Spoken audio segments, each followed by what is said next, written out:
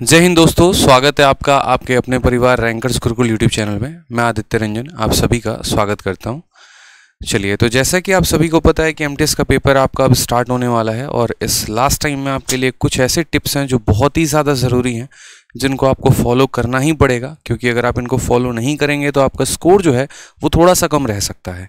तो इस वीडियो में मैं आपको कुछ टिप्स बताने वाला हूं जिसके माध्यम से आप अपने स्कोर को थोड़ा बढ़ा सकते हैं और जो आपका सिलेक्शन बॉर्डर तक रह रहा है वहां से आप अपने सिलेक्शन को कंफर्म कर सकते हैं। ठीक है, बहुत ज़्यादा बच्चों की डिमांड थी कि इसके ऊपर वीडियो लेकर आइए, तो ये वीडियो आपके सामने है। इस वीडियो में मैं आपको सभी चीज़ें एक एक करके डिस्कस करूंगा कि पहले आपको क्या क्या इंपॉर्टेंट है। एक एक पॉइंट मैं काफ़ी लंबी तो वीडियो नहीं कह सकता, लेकिन हाँ काफ़ी कंसाइज वीडियो होगी जो आपको फॉलो करनी है आपके पेपर के लिए। तो सबसे पहले बात करते हैं यहाँ पर कि देखिए, आपको अभी से मॉक टेस्ट लगाना शुरू कर देना है। अगर कुछ बच्चों ने मॉक टेस्ट नहीं दिया है तो वो मॉक टेस्ट ज़रूर देकर जाएं। क्यों ऐसा मैं कह रहा हूँ, क्योंकि देखिए अभी जब CHSL का आंसर की आया उसके बाद जब मैंने कुछ बच्चों से बात किया तो मुझे पता चला कि बहुत बच्चे ऐसे थे जो मोबाइल पर मॉक की प्रैक्टिस करके गए थे और सेंटर पर जाने के बाद उनको वहाँ पर माउस पर हैबिट नहीं बन रहा था, क्वेश्चंस वो नहीं समझ पा रहे थे, कैसे टिक करना है, कैसे सेव एंड नेक्स्ट करना है, जिसके वजह से आते हुए सवालों को भी उनका अटेम्प्ट कम हो गया। ठीक है, तो एटलीस्ट अगर आपके पास सिस्टम नहीं है तो कम से कम किसी दोस्त से बोरो कर लीजिए या साइबर कैफे में चले जाइए, लेकिन एक आधा मॉक का जो है कम से कम 4-5 मॉक की प्रैक्टिस आप सिस्टम पर करके जाइए, क्योंकि जब वहां पर आप जाएंगे तो एक ऐसा आपको इंटरफेस मिलेगा, जो सवालों को आप टिक करेंगे वो हरे कलर का होगा, जो आप छोड़ देंगे वो लाल कलर का होगा और जिनको टिक करके छोड़ेंगे वो नीले कलर का होगा। ऊपर में सारे आपके सब्जेक्ट दिए गए होंगे और इस तरीके से आपके वहां पर हर सब्जेक्ट के 25-25-25 क्वेश्चन वहां पर अपीयर हो रहे होंगे। जिस क्वेश्चन की आप भाषा बदलना चाहेंगे वो आप यहां से बदल पाएंगे इस तरीके से करके। तो मॉक टेस्ट देना बहुत ही ज़्यादा ज़रूरी है क्योंकि इससे आपकी जो है वो रफ्तार बनेगी। दूसरी पॉइंट की अगर हम बात करते हैं यहाँ पर, तो मॉक टेस्ट देंगे तो कैसे देंगे, तो ये देखिए यहाँ पर हमसे कहा गया फिक्स ऑर्डर ऑफ अटेम्प्ट। ठीक है, दूसरा हमसे कहा गया आर्ट ऑफ स्किपिंग और तीसरा हमसे कूल माइंड। रीज़न यहाँ पर क्यों है, बहुत बच्चे पूछते हैं कि सर मॉक देना होता है तो ठीक है हम मॉक देते तो हैं, लेकिन मॉक देने का तरीका क्या है। तो पहला पॉइंट अपने माइंड में जान लीजिएगा, आपका ऑर्डर ऑफ अटेम्प्ट फिक्स होना चाहिए। जैसे शुरू से अगर आप मॉक टेस्ट देते आ रहे हैं कि सबसे पहले आपने इंग्लिश को खत्म किया, फिर जीएस को खत्म किया, फिर मैथ और फिर रीजनिंग है, तो आपका यहाँ पर भी ऑर्डर ऑफ अटेम्प्ट सेम ही होना चाहिए। आप ऑर्डर ऑफ अटेम्प्ट नहीं बदलेंगे, उससे आपका क्या होता है, पेपर खराब हो सकता है। तो जिस पेपर जो ऑर्डर ऑफ अटेम्प्ट आपका शुरू से रहा है, जैसे आप पहले मैथ करते आ रहे थे तो पहले मैथ ही करेंगे, वहां जाकर अपने तरीकों को नहीं बदलेंगे। नेक्स्ट यहाँ पर मैंने पॉइंट की बात की है वो art of skipping. Art of skipping का मतलब क्या होता है कि आपको सवालों के साथ दंगल नहीं करना है, आपको उनको छोड़ते रहना है और आगे बढ़ते रहना है। 90 मिनट का आपका पेपर है और इस 90 मिनट में कुल मिलाकर 100 सवाल आपको करने हैं, तो जो सवाल नहीं बनेंगे उनको छोड़ते चलिएगा, आगे बढ़ते चलिएगा, फिर बाद में जब समय बच जाएगा उसके बाद आकर आप उन सवालों को कर लीजिएगा। जैसा कि आपको पता है कि मेरे पेपर में 50-50-50 मैथ इंग्लिश रीजनिंग तीनों में आए, तो ऐसा नहीं था कि मैंने पहले पूरा मैथ खत्म किया, फिर इंग्लिश खत्म किया, फिर रीजनिंग खत्म किया। मैं सवालों को करता चला गया, जो मुझसे छूट रहे थे वो मैंने छोड़ दिए थे, फिर लास्ट में जब मेरे पास समय बचा तो मैंने उनको किए, और यही रीजन था कि हर पेपर में मेरे 50-50-50 आए थे। ये एक बहुत शानदार स्ट्रैटेजी होती है आर्ट ऑफ स्किपिंग की, इसको आपको सीखना पड़ेगा। तीसरा है वो है कूल माइंड। जब आप पेपर दे रहे होंगे परीक्षा हॉल में तो आपको अपने माइंड को काफ़ी शांत रखना है। यहाँ तक अभी भी जब आप मॉक देंगे ना तो आपको शांत मन से मॉक देना है। ये एक बहुत ही शानदार तरीका होता है।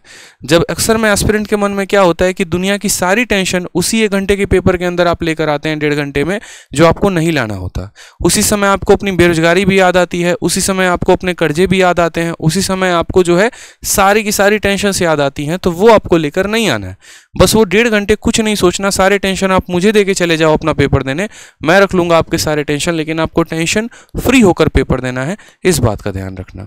नेक्स्ट बात करते हैं यहाँ पर कि जो अब हमारे पास समय बच गया है उसमें हम क्या करें, तो रिवीजन। जितना ज़्यादा हम रिवाइज कर सकते हो ना आप उतना ज़्यादा रिवाइज करोगे। ठीक है, ये बहुत इंपॉर्टेंट आर्ट है। ब्रूस ली ने भी हमेशा, मैं कहता हूँ कि कहा था कि मुझे उस व्यक्ति से डर नहीं लगता है जिसको 10,000 मूव्स आते हैं, मुझे उस व्यक्ति से डर लगता है जिसने एक ही तरीके को कम से कम 10,000 बार प्रैक्टिस कर रखा हो। तो सेम तरीके से आपने जो भी पढ़ा है, जहां से भी पढ़ा है, जो भी नोट्स आपने बनाए हैं, उन सबको आप रिवाइज करेंगे। ये आपका गोल्डन फंडामेंटल होना चाहिए। ठीक है, रिवीजन में करेंगे तो क्या क्या करेंगे, जैसे बात करते हैं मैथ्स में, तो आपको पता है कि मेंसुरेशन आपका वेटेज ज़्यादा है एमटीएस के लिए। इसके अलावा और भी कई सारे यहाँ पर फॉर्मूले हैं, उन सभी फॉर्मूलों को आप जो है रिवाइज करके जाओगे। चाहे वो अरिथमेटिक के होंगे या वो एडवांस के हो गए। बहुत बार ऐसा होता है कि आपके क्वेश्चन में सीधा फॉर्मूला बेस्ड क्वेश्चन आते हैं, अगर आपको फॉर्मूला नहीं पता तो आप उनको मिस कर दोगे। उसी तरीके से सेकंड आपके जीके में अगर हम बात करें तो स्टैटिक का पोर्शन, ठीक है, जैसे छोटी छोटी चीज़ें, दर्रे हो गए, यहाँ पर झरने हो गए और आपके यहाँ पर मरुस्थल हो गए, तो इनके ऊपर क्वेश्चन सीधा सीधा पूछा जाता है। और अगर आपने इनको थोड़ा सा ध्यान नहीं रखा है, अगर आपने इनको रिवाइज नहीं किया है, तो फिर वहाँ पर भी आपकी गलती होने की संभावना ज़्यादा होगी। करंट अफेयर के भी बहुत ऐसे पॉइंट होंगे जहाँ पर अक्सर आप कंफ्यूज कर जाते हैं। अगर मैं ये पूछूं युवा दिवस कब मनाया जाता है और 4 डेट दे दूं, तो आपको पता तो है कि जनवरी में मनाया जाता है या फरवरी में, जो भी है, लेकिन आप उसमें कंफ्यूज हो जाएंगे। तो इस बात का ध्यान रखिएगा, जो भी चीज़ आपने पढ़ी है अब नया कुछ भी पढ़ने की जरूरत नहीं है, बस जो पढ़ा है उसी को बार बार रिवाइज करेंगे। थर्ड सबसे ज़्यादा जो कंफ्यूजिंग होता है वो है आपका वोकैबुलरी, ठीक है। आपको ऐसा लगेगा कि यार इस ऑप्शन के चारों साइनो हैं या 2 ऑप्शन तो साइनो है ही हैं, लेकिन क्लैरिटी नहीं होने की वजह से आप तुक्के लगाएंगे। इसलिए आपने जितना पढ़ा है उसको रिवाइज करिए बहुत शानदार तरीके से। और फोर्थ है आपका नोट्स, ठीक है। जो भी आपने नोट्स बनाए हैं, रीजनिंग के नोट्स बनाए हैं, मैथ्स के नोट्स बनाए हैं, जो भी बनाया है, जैसे रीजनिंग में ही अगर हम बात करें काउंटिंग फिगर आ गया या इसके अलावा और भी काफ़ी चीज़ें आ गई, तो जितना भी आपने पढ़ा है उन सब का क्या करेंगे, रिवाइज करेंगे।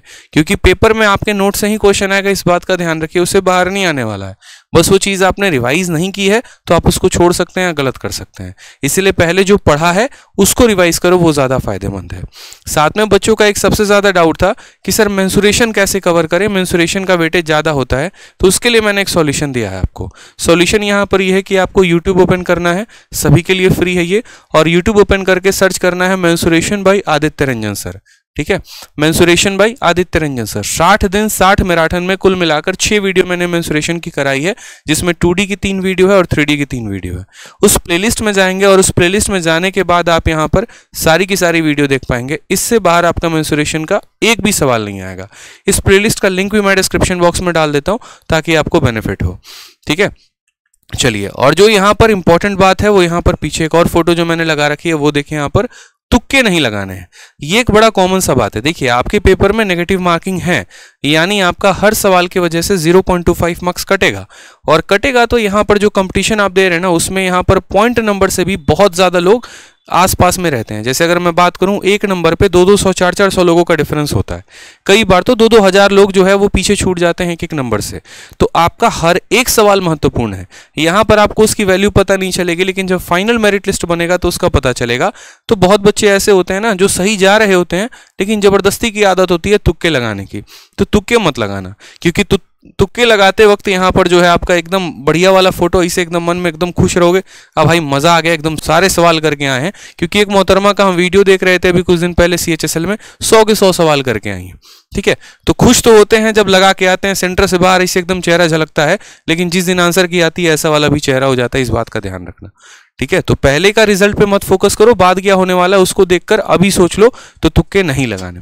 हाँ, उस केस में जब आपकी नैया पार नहीं लग रही, जब आपको पता है कि 30 या 40 क्वेश्चन ही आपसे हो रहे हैं, तो उस केस में फिर लगाना ना लगाना बात बराबर पड़ जाता है। तो उस केस में लगाकर आप थोड़ा सा जो है एक तरीके से अपने लिए सिक्योरिटी ढूंढ सकते हैं।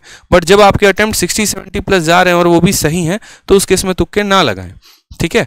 और जो लास्ट हमारे तरफ से जो कुछ टिप्स रहेगा वो ऐसा बड़े भाई की तरह रहेगा, आपके आदित्य भैया की तरफ से रहेगा। वो ये रहेगा कि यार देखो, प्रेशर मत लेना मेरे भाई। ये है ना, मैंने अपनी लाइफ में कई सारे एस्पिरेंट्स से बात की है, कई सारे एस्पिरेंट्स की कहानी देखी है, और आज भी देख रहा हूँ। आज भी मेरे पास बच्चे जब डेली पूरे भारत से मुझसे मिलने आते हैं, तब भी एक कॉमन सी बात उनके अंदर झलकती है, वो होता है कि सर प्रेशर। जब वो एग्जाम दे रहे थे ना, तब उन्होंने सबसे ज्यादा प्रेशर लिया था, सबसे ज्यादा। मतलब अभी अगर वो मुझसे बात करेंगे तो प्रेशर नहीं होगा, वो पढ़ाई करेंगे तो प्रेशर नहीं होगा, बट उनके साथ एक कॉमन सी बात ऐसी हो जाती है कि वो जब पेपर देने बैठे हैं तभी उनको प्रेशर होगा। तभी उनको ये नजर आएगा कि हाँ, उनकी वाली उनको छोड़ के चले गए। तभी उनको ये नजर आएगा कि उनके घर में प्रॉब्लम है। तभी उनको ये नजर आएगा कि उनके पास पैसे नहीं है। तो मेरे भाई, बस वही 90 मिनट ऐसे होते हैं जिनमें नहीं सोचना होता है कुछ भी, बस शांत मन से, कूल माइंड से अपना पेपर देना होता है। आसपास क्या चल रहा है कोई फर्क नहीं पड़ता, बस आपके पास वो पेपर है और उसी पेपर पर आपको फोकस करना है, उसके हर क्वेश्चन पर फोकस करना है। यकीन मानिए जितने सवाल उसमें आए हैं ना, उन सब में से लगभग आप होकर गुजर चुके हो, आपने लगभग पढ़ा ही पढ़ा है। तो इसीलिए आप जो है शांत माइंड से, कूल माइंड से सवालों को पढ़ेंगे और उनका आंसर पेपर में देंगे। साथ में यहाँ पर बात करते हैं तो सवालों से दंगल मत करना किसी भी सिचुएशन में कि नहीं तुमको हम कैसे छोड़े, तुमको तुम बनाएंगे, जबरदस्ती का यहाँ पर जो है आप कंसेप्ट लगा रहे हो, ठीक है, भीड़े पड़े हो और बाकी पूरा का पूरा सवाल बचा है, ऐसे नहीं करते। एक स्टूडेंट थे गुरुकुल में, काफ़ी अच्छे पढ़ने में थे, लेकिन उनके साथ दिक्कत यही थी कि वो सवालों को ईगो पे ले लेते थे और ईगो पे लेने के चलते उनका कई बार पेपर खराब हो जाता था। आपको ईगो पे पेपर नहीं लेना है, नहीं आएगा छोड़ दीजिए, कोई बात नहीं, जरूरी नहीं है 50 में 50 लेकर आना। और भी सवाल हैं जो शायद बनने हैं, क्या पता लास्ट के सारे क्वेश्चन ईजी हो, पहले आप वहां पहुंचिए तो सही। तो इसीलिए पहले आपको फर्स्ट गो में पूरा का पूरा 100 तक सवालों तक पहुंचना है, उसके अलावा आपको कोई गलती नहीं करनी, ठीक है। तीसरा पॉइंट, नॉर्मलाइजेशन मिलेगा। ये मैं किन बच्चों के लिए कह रहा हूं, ये मैं उन बच्चों के लिए कह रहा हूं जिनका अगर मानो लग रहा है सेंटर के तौर पे कि यार मेरा पेपर तो खराब जा रहा है। क्यों ऐसा होता है? देखो, आज के टाइम में पेपर कई सारे शिफ्ट में होते हैं, कई सारे शिफ्ट में पेपर होते हैं, तो कोई पेपर आसान होता है, कोई पेपर टफ होता है। बट जब आप सेंटर के अंदर बैठे होते हैं तो आपको पता नहीं होता कि आपका पेपर टफ आ रहा है, ठीक है। तो आपका अगर पेपर टफ जा रहा है, आपका पेपर खराब जा रहा है, तो आप इस बात से मन में आश्वस्त रहिएगा कि बाद में आपको इसका नॉर्मलाइजेशन मिलने वाला है, ठीक है। उस घबराहट में, उस हड़बड़ाहट में, उस प्रेशर में ये नहीं कि ज़्यादा सवाल कर देंगे, अटेम्प्ट कम हो रहे हैं, 50 तक 60 तक पहुंच रहे हैं तो ऐसा करेंगे, नहीं, ये बातों का ध्यान रखिए, ठीक है। क्योंकि प्रेशर में तो माइंड ऐसा हो जाता है कि 11 को 4 से गुना करने पे 44 नहीं आता है, 42 आता है, 40 आता है।